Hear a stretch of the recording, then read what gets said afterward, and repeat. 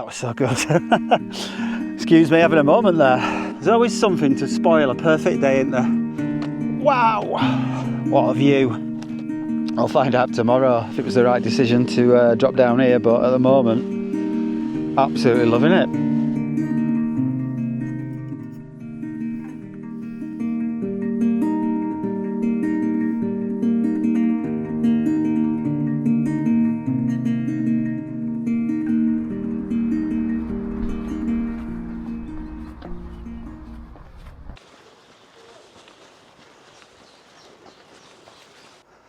Look at the state of me already. Sweaty mess. Hello there. I'm back up in the Lake District. Just come up from the village of Braithwaite, and I'm doing the Coledale Horseshoe. It is very, very warm, so tough going.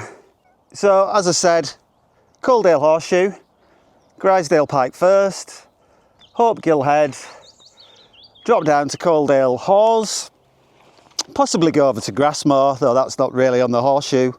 See how I'm doing for time. And then I'll pitch up somewhere, I guess around sort of the halfway mark, on Crag Hill, or maybe drop down a bit to Sale. I should sort of do 5 or 6 Wainwrights. I'm probably going to be suffering going up here. I won't film much because you don't want to be seeing me puffing and panting and sweating profusely. So when I come back to you, hopefully I'm a good distance up the hill in a bit. So I'm just on something called Kin, I think it is. Paths are levelled off, so my first bit of ascent. And I've got my first proper glimpse of the ascent up to Grisedale Pike now. They always look worse from a distance, but it does look steep from here. So I might be having a few rests on the way up and stopping to keep well hydrated. I don't think there's a water source that I know of until Coledale Horseshoe now, though there does seem to be something on the map saying there's a spring, so I've got about 1.5 litres, but if there is a spring, I'll neck a load of this and fill up again.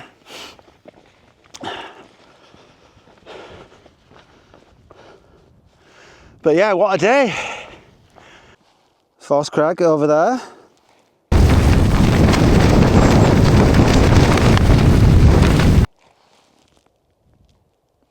You can just see the other path coming up from Winletter Forest and Visitor Centre down there.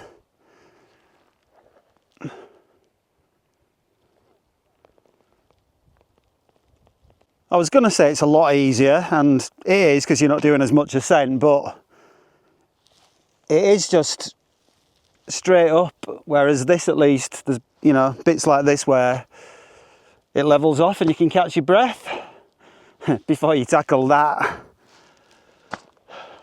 As I said before, they always look worse from a distance.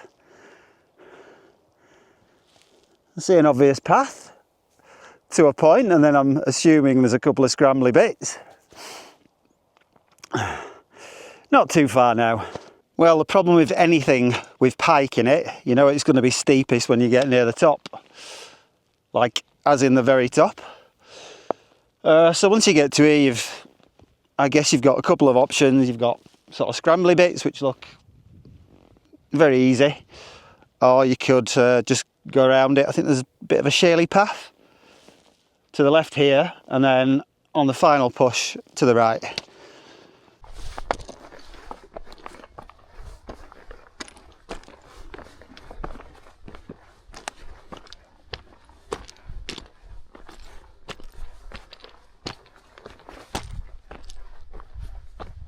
The last bit there, not even a scramble really, unless you had really bad weather. I did use my hands, but more just to have a rest really. Yeah, not gonna lie, had to pause a few times there for a breather, but yeah, we're here anyway. 15 metres from the summit.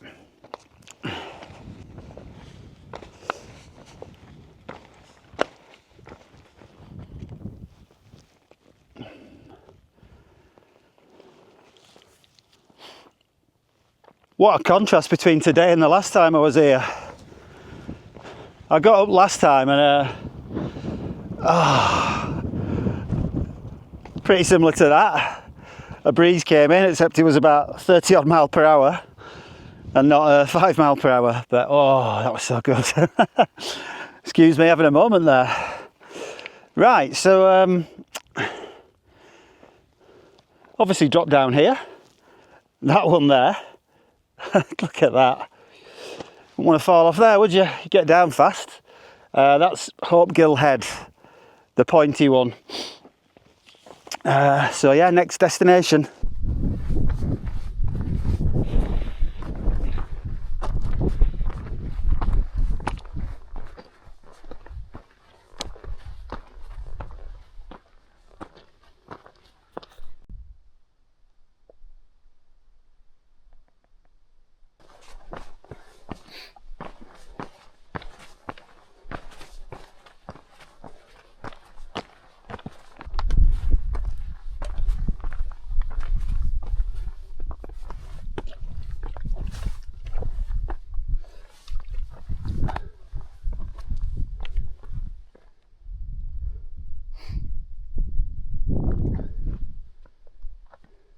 Hopegill Head.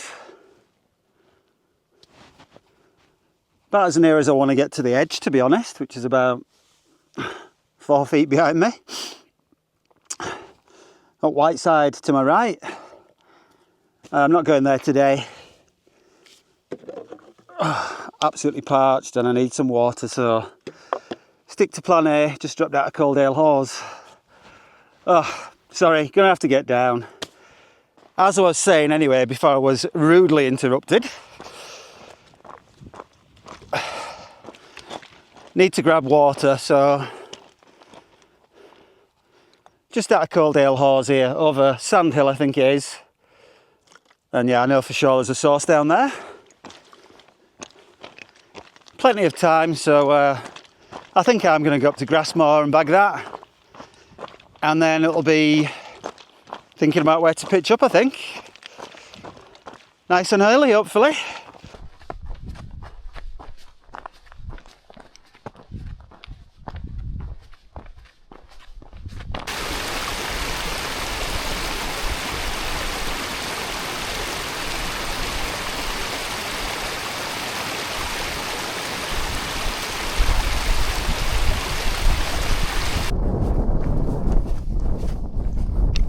I think I underestimated how much more ascent there is after Grisedale Pike. Should have been obvious. But yeah, obviously I had to drop down and up to Hopegill Head. Drop down from Sandhill down to Coledale Horseshoe. And now ascending up to Grasmoor. So it's pretty gentle anyway. If I do continue on to Crag Hill or Sale, obviously I'll have to descend and ascend again, but that looks absolutely fine.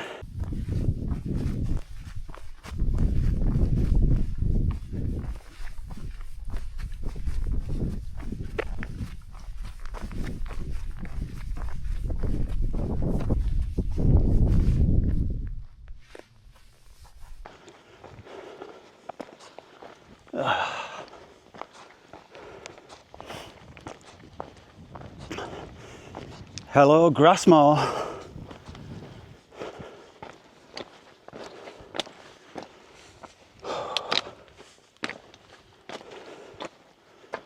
Wow, what a view.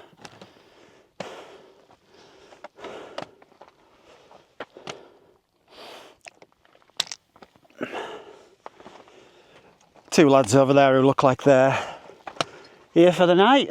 Big packs. Another one over there. So I think I'm just gonna take an extended break up here, get the pack off, take a pew, bite to eat, and rehydrate. Stunning.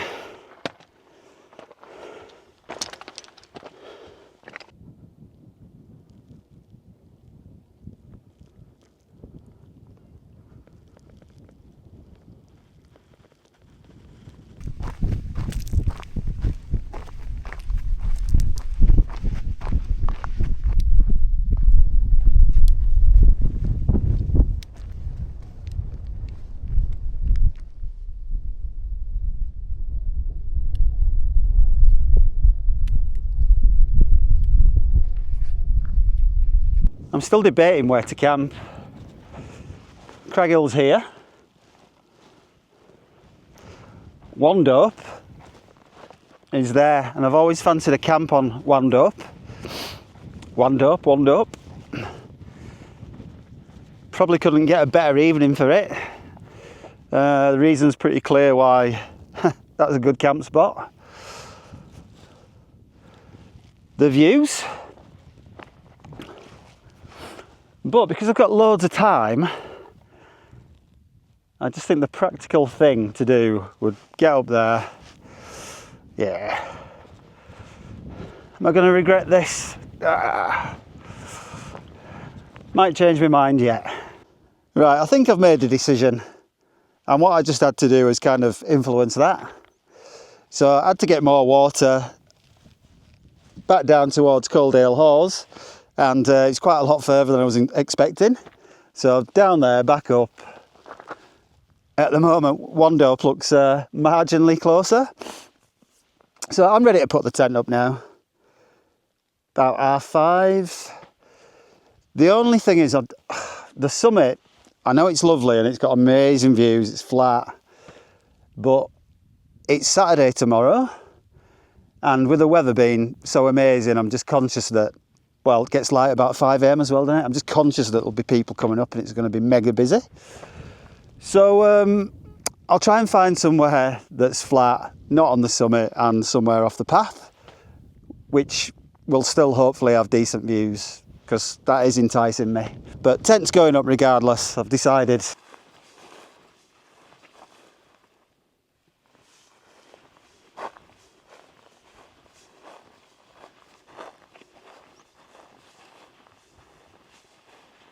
Durston next Dome 1+, if you haven't noticed.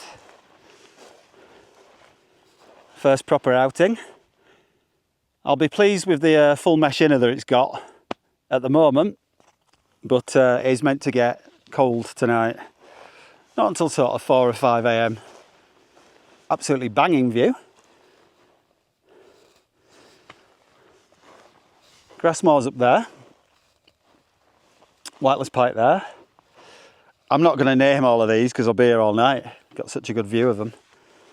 But you've got like Red Pike, High Style, and the other one that I always forget the name of.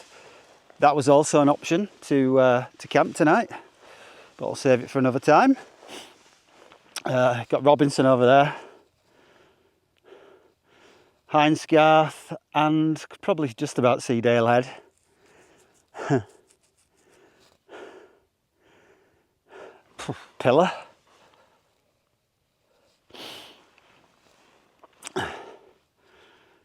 Oh, cracking view.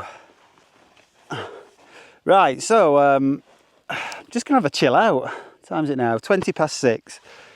So this is very early for me. You've got like 2 hours before sunset, which is obviously going to be over there. Should be nice.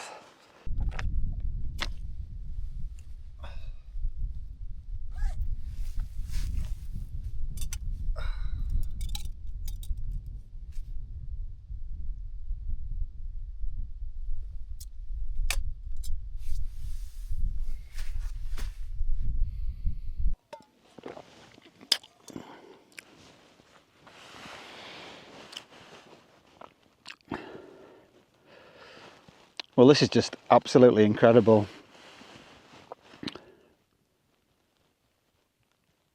Not a breath of wind. Just the right temperature. And the scenery's amazing. I'm in two minds. And on the one hand, I'm thinking this is absolutely incredible. I want to go and film everything. And on the other hand, I'm thinking this is absolutely incredible and I just want to sit back and enjoy it. I've got a view over there of the sun sort of setting on the sea, shining on the sea, and then there's like a cloud base going across the sea with some mountains peeking out above them. So I'm wondering if that's the Isle of Man. Scotland's probably that way. I'll check the map, but realistically it's got to be the Isle of Man, hasn't it? So clear. So I don't know what it would have been like up on Crag Hill if I'd have got these types of views. I don't think I would.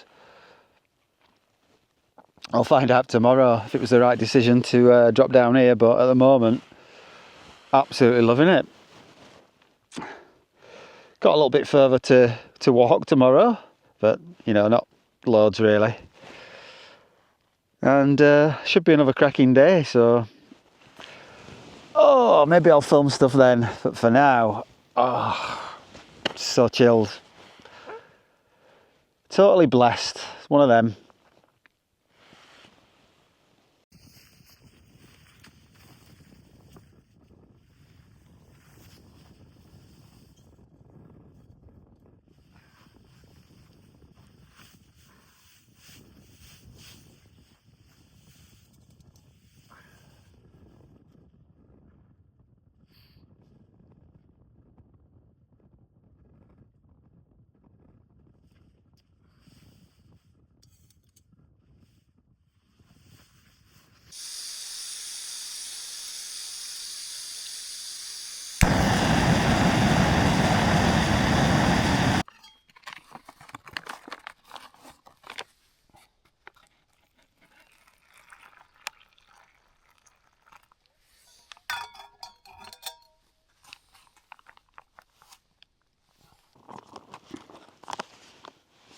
Pasta bolognese. Why has it got peas in it?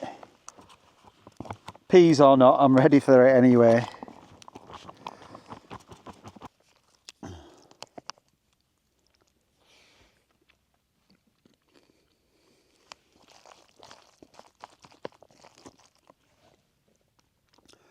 Four out of 10. They do the job, don't they? But it's a bit of a false economy if you're paying, what are they, for £5? And they're not very nice compared to something like a real termite that's, well, let's say a tenner. I'd rather pay a tenner for something that's tasty than £4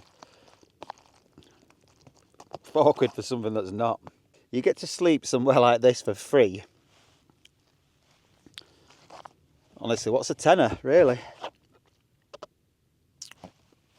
Anyway.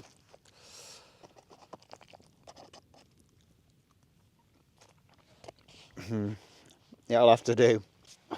Temperature's dropping now. This is probably the worst time of year for me in terms of getting my pack just right. Never get cold in winter, but I'm always a little bit indecisive about what to take this time of year. I mean, obviously I read the forecast, so I should know, but yeah, I always push my kit a little bit more this time of year, thinking I'll get away with it, but inevitably end up a little bit cold. Hopefully that's not the case tonight, but yeah, I mean, I'm far from being an ultra lighter, but yeah, I do try and get the balance right, not carrying more than I need. What I should have done, shouldn't I, is brought a quilt instead of bringing this bloody chair. Or both. Why not just bring both? Quilt would have been an extra 600 grams. Yeah, stupid really. So the sun has almost set over there behind Grasmoor. It's getting cold, so I'm going to get in the tent. I just got in a few minutes ago and my mat has been deflating, so this could be an interesting evening. Oh.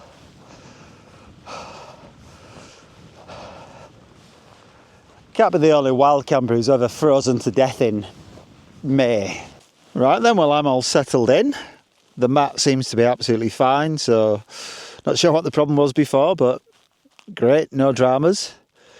So yeah, about 10 PM, so I think I'm just going to get my head down and looking forward to another cracking day tomorrow. So see you in the morning. Night.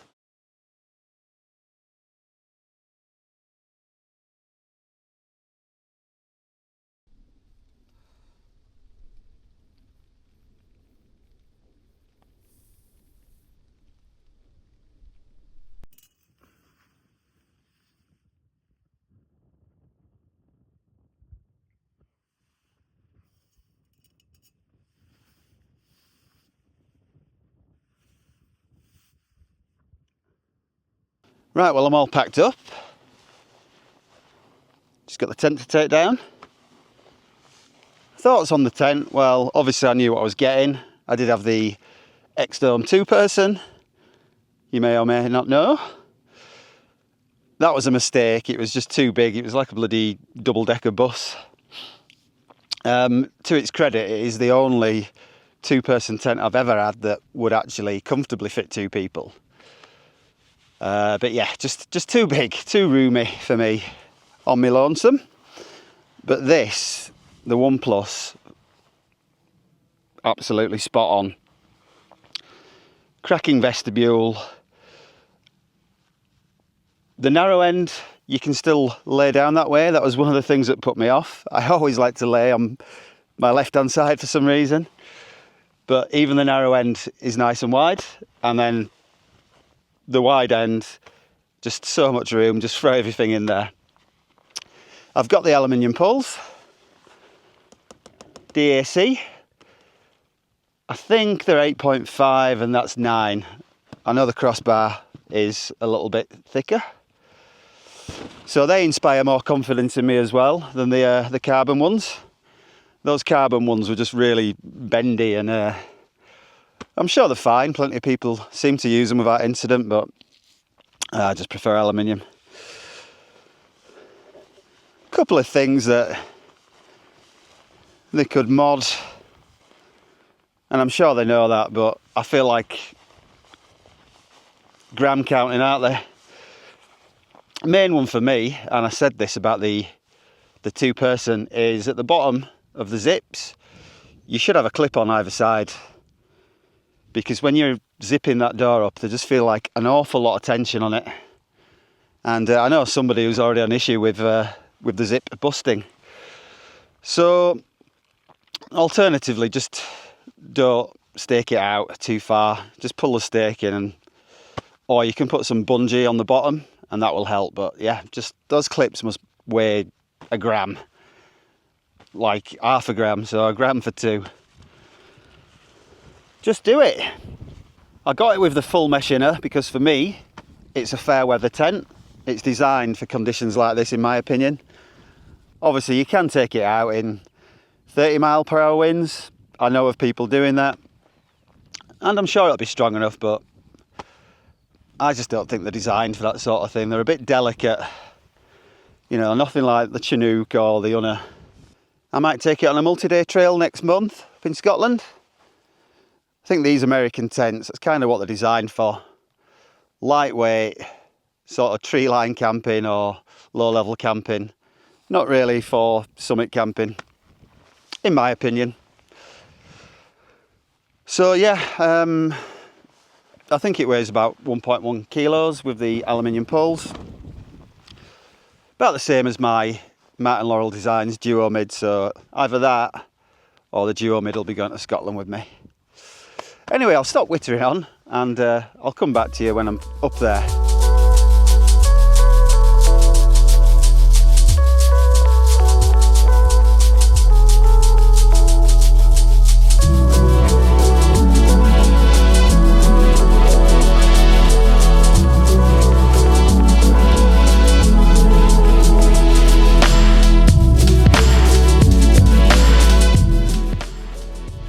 So Crag Hill, absolutely incredible views.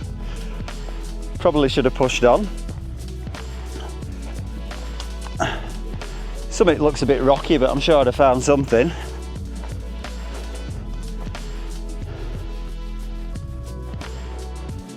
Yeah, I'll definitely come back here. Right, drop down to Sail it is, I think, next.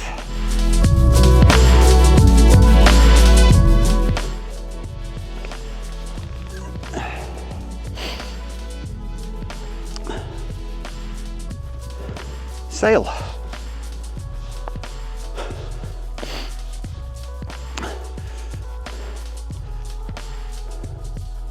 Just continuing down the zigzaggy path.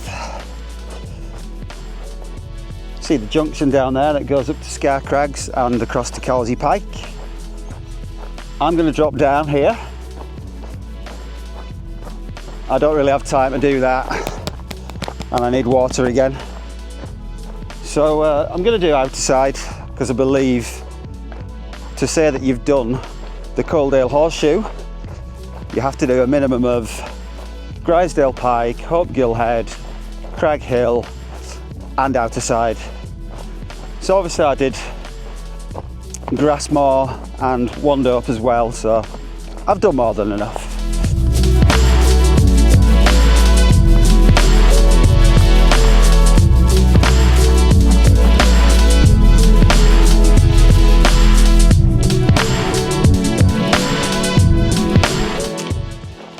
Hoping there's some water just here at the foot of outerside. If you just drop down a bit, looks like there's a stream on the map. Yeah, if you're doing this route in one go, especially on a hot day, you might want to bring plenty of water with you, because the only place I've seen is Coledale Horseshoe so far. Fingers crossed we get some down here.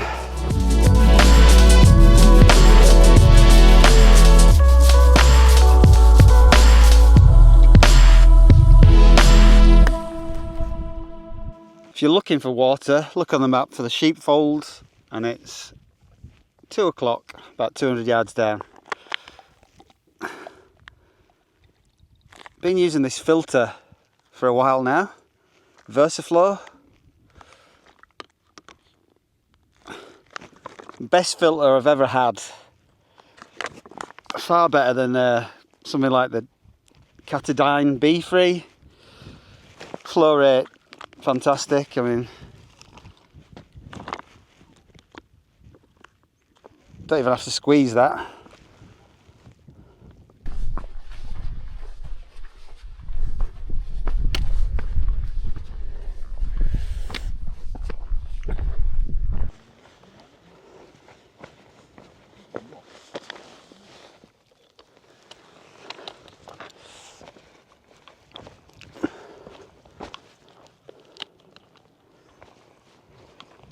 Outerside, final one, and we've got full views all the way over to Skidder, Keswick, Braithwaite, Blencathra.